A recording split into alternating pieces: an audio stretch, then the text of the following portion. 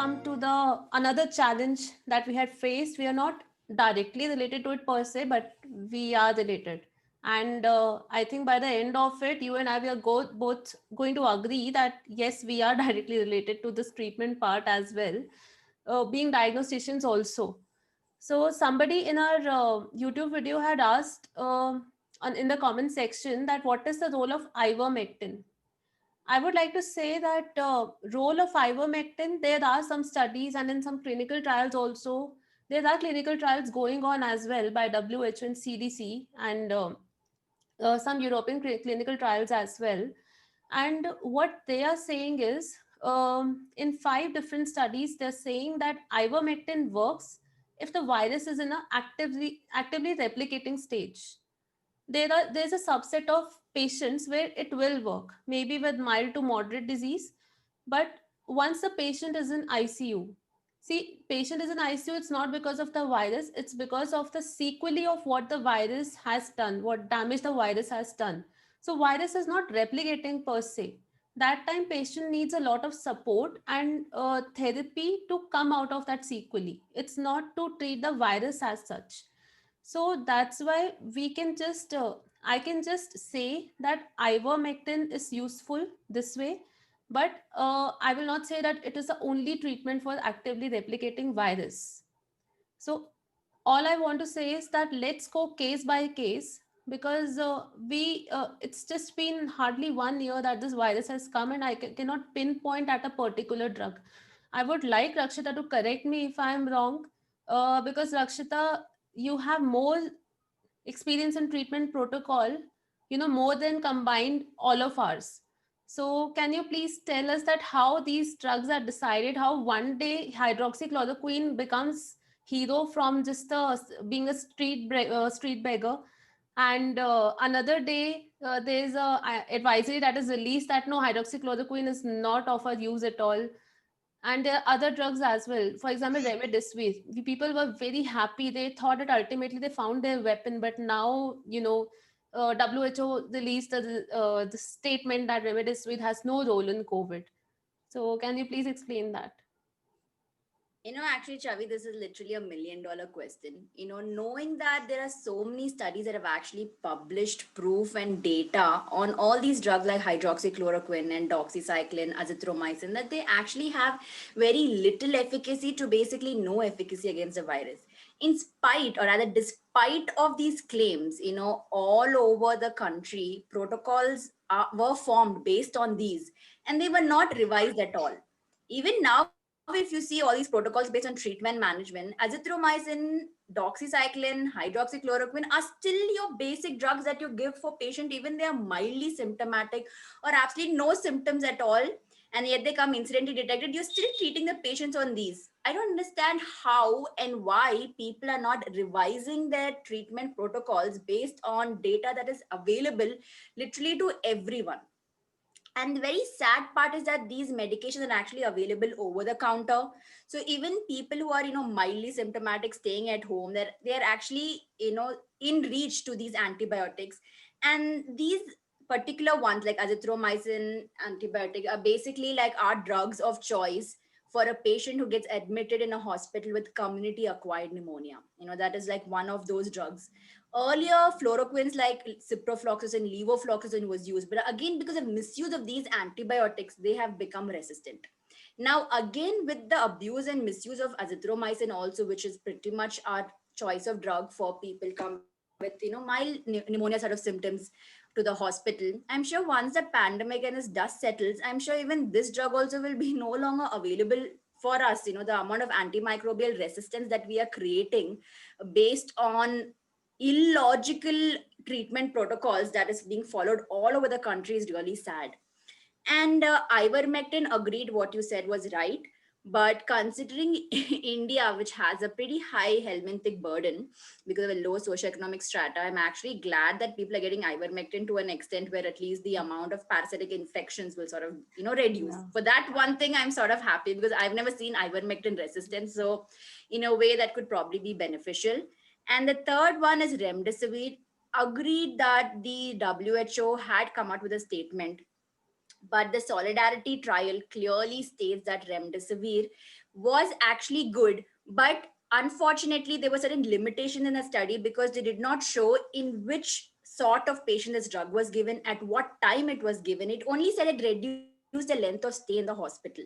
But actually, when we see clinical experience, remdesivir has been of an amazing experience that we have had with this drug in everyone, irrespective of being mild, moderate, or severe. Agreed, according to what the WHO says, it's not useful. Before that, they had come out with a statement that you give it only in moderate and severe. But we have noticed that we're giving it to everyone because we did not know which patient can progress from mild to moderate and at what time. There's absolutely no particular time period where suddenly the patient can progress. So ideally, everyone and anyone who has very strong co-factors associated with severity or progression of to severity of infection, we are giving remdesivir, and we have seen amazing results. So this basis of WHO releasing that statement, a lot of us are not very happy with it. We still stand by remdesivir because that's literally the only drug that has shown in some amount of efficacy in terms of in terms of treating COVID-19 infection. Apart from that, I don't see any other drugs that is useful during the acute stage, or rather beginning stage of infection. Obviously, inflammatory stage, you have your anti-inflammatory like your tocilizumab and eculizumab, which can probably be given not in all patients again. But in terms of antiviral and antibiotics, I still stand by very strongly with remdesivir. Yeah. Also, what happened was that there were a lot of drugs that have been starting from our Ozalta, maybe then Lopinavir, Ritonavir combinations, and drugs that should have been in clinical trial were basically practically given to the patients. And the thing is, it became a kind of a hype because somebody in some very competent physician in hospital, they tried this hydroxychloroquine in a very reputed hospital. They tried this hydroxychloroquine and azithromycin combination, and then became a hype. The thing is, without clinical trials, we don't know those patients could get cured naturally also. So Exactly. The limitation of all these studies, what you're saying, actually do not show in what type of patients they were given, whether they were really mild, moderate, severe, because it could have probably been just your host immune response would have recovered the patient from the infection, not necessarily the antibiotic. But yes, these are again, as you said, fixation to the drug that happens now because of half-baked knowledge is what I think so. Yeah. uh, And also drugs have a propensity to cause certain cardiac abnormalities in patient who already has yes. pre-existing cardiac diseases. And people are not aware of this since they're available over the counter easily. They're taken and they're not monitored at home, which can again be, sort of disastrous. Now I'll move to Momita with another set of drugs that have been misused drastically, and I'm telling you, this has been very understated because this scenario. Because see, apart from antibiotics, steroids have been prescribed a lot, and there has been no particular indication defined as well. Means we are looking for studies, we're looking for some guidelines on steroids, but I don't think this problem has been recognized, because as Geetu said in last video that some people come with hyperglycemia as well as symptom, so we cannot give steroid to every other case. What is your opinion on that? Okay, so steroid is an anti-inflammatory drug. And what does COVID-19 does to us? It causes COVID pneumonia, which is basically an inflammatory response against our body is showing against the virus, and it affecting the lung and ultimately leading to multi-system failure. So probably from based on this concept, we are putting some anti-inflammatory drug, and what is better than corticosteroid? Easily available, cheap, and everyone knows about it.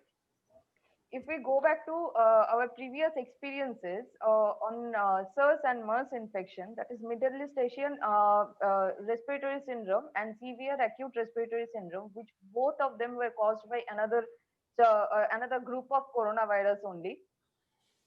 So that time we have understood that steroid has delayed the viral clearance.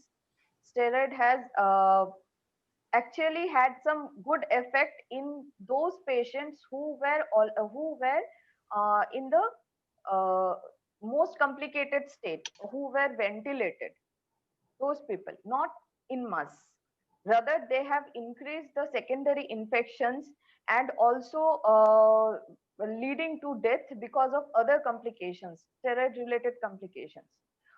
So, coming to COVID-19, whatever study till now has been done, it is shown that steroid, if a patient on admission needs oxygen and needs mechanical ventilation, in those cases, steroid has been proved to reduce the death rate at 28 days. That is 28 days death rate has been reduced if patient on admission required a mechanical ventilation and oxygen. But it has showed no such effect in patients who were apparently stable or they have deteriorated later, not on admission. So what I take from it is you have to judge. Till now we have to go patient by patient, and depending on the current scenario of the patient, you have to take the decision whether to expose that particular patient to the adverse effect of steroids or not, whether the benefits of the steroid will be overcoming the adverse effect or not. So it is still a patient to patient judgment has to be done. There is no proper protocol is still available, or whatever is available is based on a small study where the limitation of studies has to be seen. Number one, type of patient, age of patient, comorbidities of patients, what patient already has that is diabetic or not, because steroid has that hyperglycemia effect on us. So all these things we have to take account for and then go for steroid therapy. So it is totally based on the judgment of the clinician who is actually seeing the patient and uh, prescribing this steroid. They have to take a call on it. There cannot be a fixed guideline on that Right. yet. Correct. Just a point to add to that. The only largest trial that was done for steroids is the recovery trial that I normally refer to, which basically states that it's given only in moderate to severe COVID infection. And as you said very clearly that, it's given only when patient requires oxygen or requires NIV or mechanical ventilation or high flow nasal. It's required in those people to maintain a target SpO2, and it is given only at a very low dose for a very short duration. Short duration. But what happens, as you said, again, case to case differs, and you still sometimes will require it in mild infections. But when you do give a small dose for a short period, if you're giving a large dose for prolonged periods, make sure that you follow up the patient, because steroids has devastating conditions. And I'm sure all of you have read about the spread of mucormycosis all over, with hundreds of cases cropping up on a daily basis, especially in the region of Gujarat. We are also seeing on an average about 3-4 per day, which is pretty high, and they're all post COVID scenarios. So clinicians and physicians have to be aware of the secondary bacterial and fungal infections that a small dose of steroid can actually cause. Yes. Yeah. Secondary infections and all, and when especially patient is in ventilation, we can expect him to be in ICU, and secondary ICU is full of our drug resistant bugs. So in that case, this physician has to look for all these things and then decide on steroid. Momita gave me a very big clue to discuss about next. Gitu, antibiotic resistance. We will just travel the whole round the world and come back to this point again and again, antibiotic resistance. So what do you think in COVID has happened for antibiotic resistance? What does have to say about present scenario? Earlier we were battling this. Now I'm at a point of giving up also. I don't want to willingly, but this is happening. Again, in the COVID era, we have seen that antibiotic abuse has taken already, all mentions have been done by my friends. So as Rakshita mentioned, that they just go up to any pharmacy without a prescription. They know what they have to take. They have a sore throat, be it COVID, be the COVID PCR has come positive, they still want to take azithromycin and be done with it. So, somehow I feel abroad the practice, not to mention any particular country, but their policy is so stringent. I think some of that has to be adopted by our country as well. Without a prescription, you will not be given any drug, no matter what it is. But here, because it has become so liberal, people just, they learn these names. If they have a sore throat, they will take an azithromycin. If they are having diarrhea, they'll go for be it Oflox, ordinidazole, be it Norflox, be it Cip-TZ. They know it more, they are more familiar with all those combinations more than us. So in COVID also, when it comes to even certain hospitals, not to demean anybody, not to demean any professions or any particular hospital or particular regions, but all of us know this has happened. Just to prevent a secondary bacterial infections in the in COVID patients, they have been given antibiotics. But we being microbiologists, we will never support such an act. I'm sure even Rakshita and Momita, Shruti also would like to add up many scenarios which they have also observed, where a COVID patient who is asymptomatic or maybe symptomatic, his saturation has come down, he's been monitored in the hospital, or according to our previous guidelines, where elderly where for observation were asked to be kept in the hospital. There were several scenarios where antibiotics were just started just like that, just because to maintain that cover. But in the long run, we microbiologists are going to see what kind of damage that is going to cause. The resistance is going to increase, and when you actually need that antibiotic, that is not going to work, because that has already turned resistant because of the over the counter, I would like to say, over the counter abuse that has happened to the antibiotics. Yes, I totally agree to that point. The amount of antibiotics that has been used in our ICUs are tremendous. And in the last 3 months, we have seen 3 cases of colistin resistance. In the past 2 years, I haven't seen even one. And And the last one 3 point months, I would, Lakshita, one thing I would, I'll let you continue. One point I'll add here. If she's saying that, we have seen resistance in ICU, we do not mean any harm to the intensivists who are taking care of the patient. We know that agreed, there is a patient and he's in a serious condition and you are thinking about him. We just want agreed. you to realize the bigger picture as well along with it and just balance both of the scenarios. So yeah, Right. please continue, Rakshita. Yeah. No, as rightly said, by my teacher, that antibiotics are basically given as antidepressants, not for us, but for the doctor, not for the patients, but for the doctors. Like literally just the fear that the patient does not develop. In the anticipation of that, we tend to overuse, overdo. Agreed, we are also responsible if the patient does develop a secondary infection. So in that, keeping in that mind, we tend to do, but we're not understanding what is happening once this entire thing settles. How is it going to affect is, I don't know, it's a big question. WHO is also coming up Actually, with how many banners. new antibiotics we could see is coming up? There was a time when antibiotics after antibiotics are being developed, but last 10, 15 years, how many new antibiotics have come up? There is nothing much in pipeline also. Yeah, So exactly. actually, So we are at thing, the end of yeah, antibiotic era. We don't have anything else. After colistin, there is nothing else in our hand. So we actually need what to happened save. is, in the past 10 years, even the research and development R&Ds also haven't really put in any effort in trying to bring out new antibiotics for this one and sole reason that the resistance is developing so quickly that they're going to go out of business. So it's not money making anymore like how it used to be before. So And even R&D has also sort of given up on it. honestly, I don't want them to come up with new antibiotics. I want us to optimize what we have so that we don't, when R&Ds come up with new antibiotics, it get us off the hook because Correct. we think, "Arey, wo to kar de." So it's putting a unnecessary pressure on them, which I really want to avoid personally as a microbiologist. I want us to Correct. optimize whatever we have already, and it will happen that people are coming up with creative ways like antibiotic cycling and all of Correct. these measures.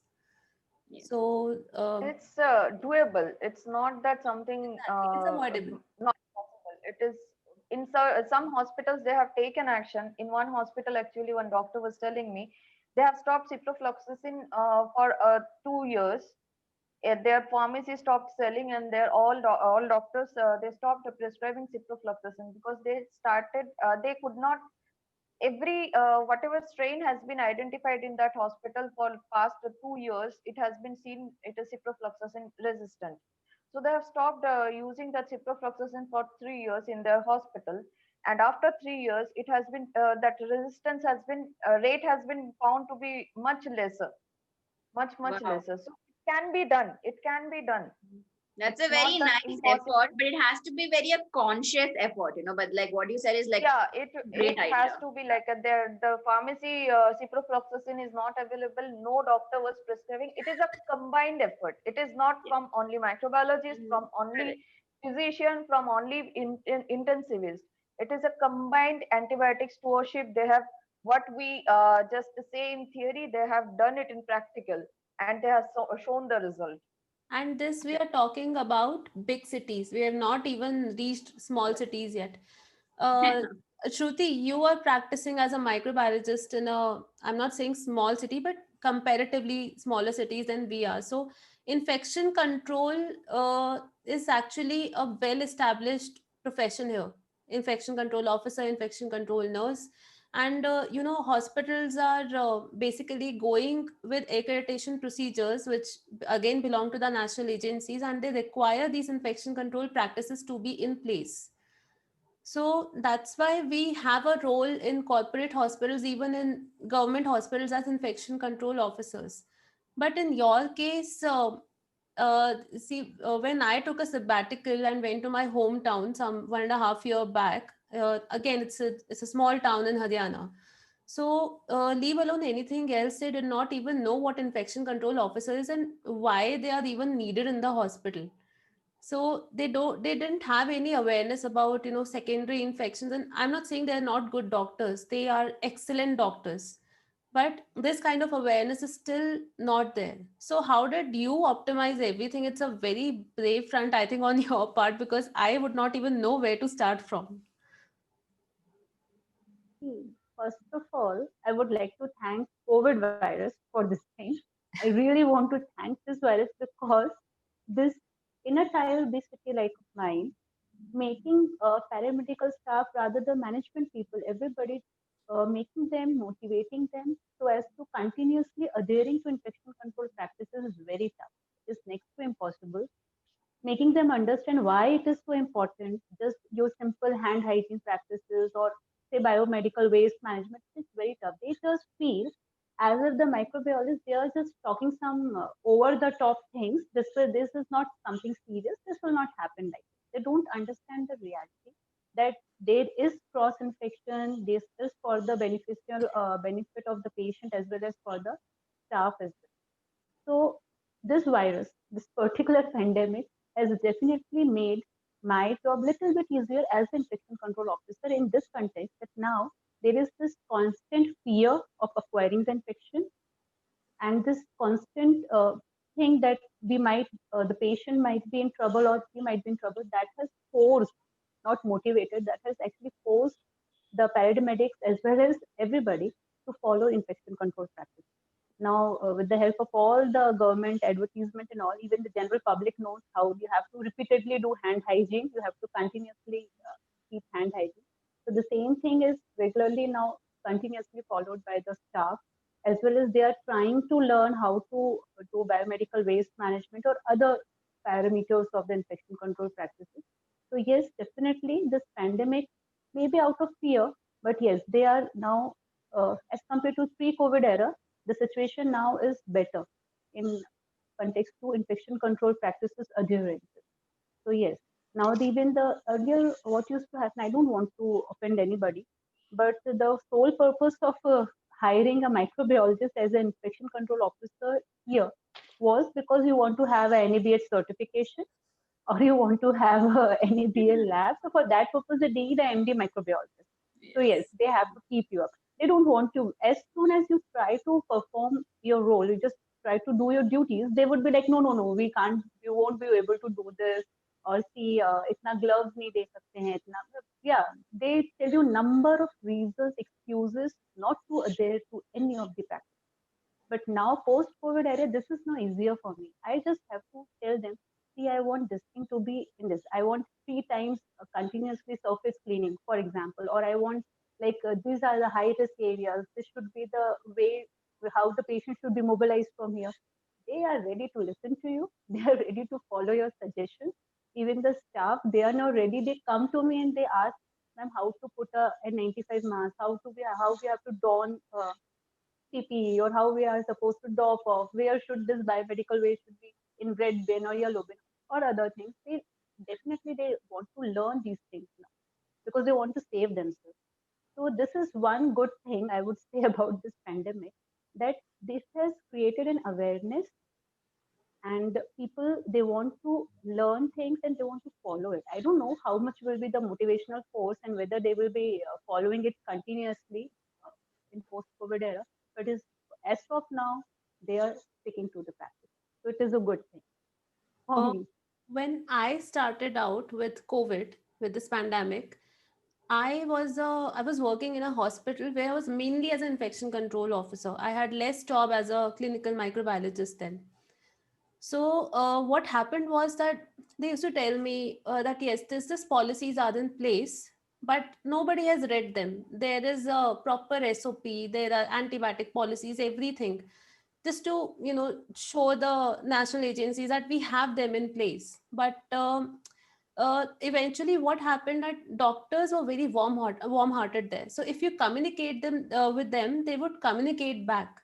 So it's not like they did not know about an infection control officer. They did not have that kind of microbiologist who would communicate with them. So initially they were little bit taken aback, but then they agreed with what is happening. And so I'm very grateful for that. And,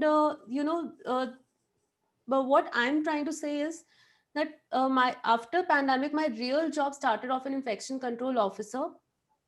I taught them what to do. They understood also, but it could have been much easier for them and me if they had that kind of awareness before. So I Totally feel agree.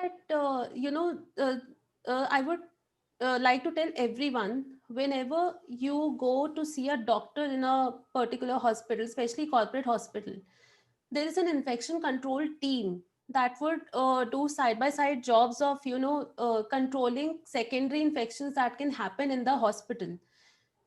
They will have a very big role in providing you with appropriate antibiotics. So always see infection control team as well. You can ask your physician as well once the patient or gets admitted. So the patient or the attendant can ask for the infection control team whether there are right practices at place. You will be much safer then. This kind of team is ignored in the hospital because they need a patient demand from outside. If patient is not demanding, I don't think it will get its due importance also. Correct. The awareness that even they should have when they come to a hospital, like they can actually question, are you doing your hand hygiene? There was one time when I was actually observing that I think there was a doctor examining the patient, but the patient just went back. He's like, doctor, could you please perform hand hygiene? So that sort of awareness, even from the patient side, is also really nice. That will also, sort of instill into us, deep into our head, that yes, it is a necessary thing. It's not someone that is forced, not an action that needs to be forced on us, but it has to just come out as a habit. And one more thing, there are some instances of over awareness also. What we've seen is now people are wearing masks. The mask is not on the nose. Geetu, have you experienced it?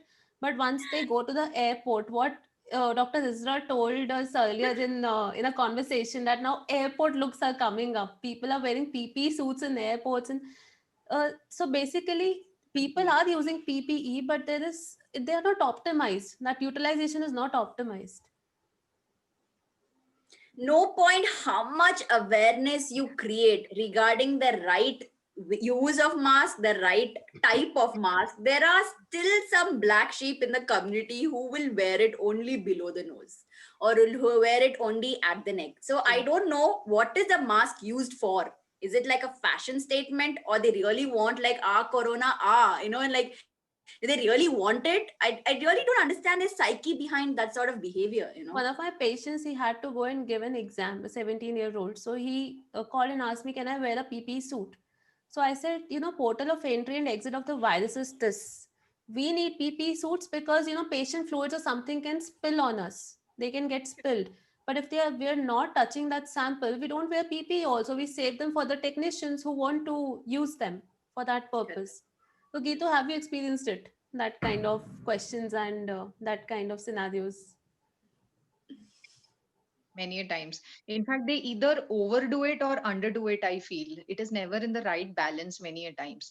When we want them to, actually follow the stringent precautions, wear a PPE, they are not ready to do it. And when you are like, you slow down, it is not required. Many of them want to overdo it. In fact, we have seen many, airport looks, or they kind of display the kind of masks they have.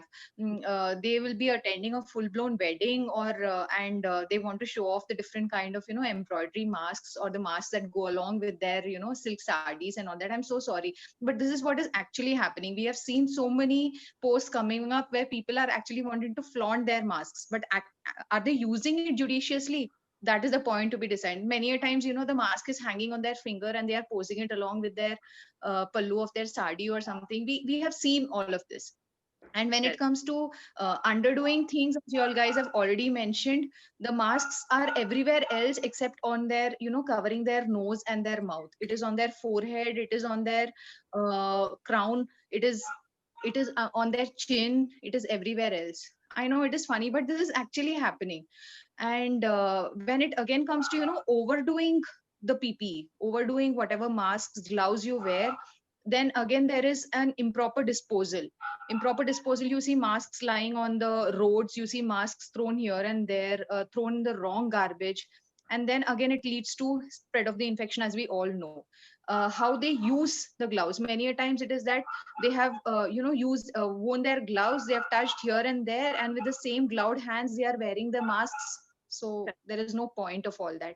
So I feel if you're using the PPE, please use it judiciously and don't overdo it many a times, because you never know, second wave, third wave, whatever kind of wave you call for, and you actually need the PPE, you shouldn't have exhausted everything, and you shouldn't be done with it. So whenever we are going for PPE, we should always use it judiciously, do it the right way, rather than fancying over things. I think we should use it very as much as required, and with all proper precautions that we already know but we hesitate to follow. Correct. Just one point to add to that. Even when people wear the mask properly, this habit of constantly touching the mask, I don't really, even that is also like something that I can't understand. Is that they don't really understand how the virus is spreading? Because obviously, if you're wearing a mask, you're protecting your nose and your mouth from the virus. So that means it's sitting on top of the mask. So you touching it and touching all over your face and everything is again spreading the virus. So, like, sincerely, my request, first, wear the mask properly, covering the correct parts of your face. And secondly, kindly don't keep touching it and don't keep pulling it down and talking and pulling it up. And, please make sure that those particular things are followed. Actually, this has become my most used statement nowadays, that don't touch your mask. Don't touch it. Perform immediately hand hygiene. Wherever, in whichever way I'm sitting in my lab, they constantly keep on touching it, and immediately I have to correct them. Please don't touch it and perform hand hygiene. So yes, Right. that is correct. Yes. So, with this last question, we have come to our sessions of treatment challenges. When I use the word challenge, the challenge is not for just us or for doctors or anyone else, I mean, other specialties.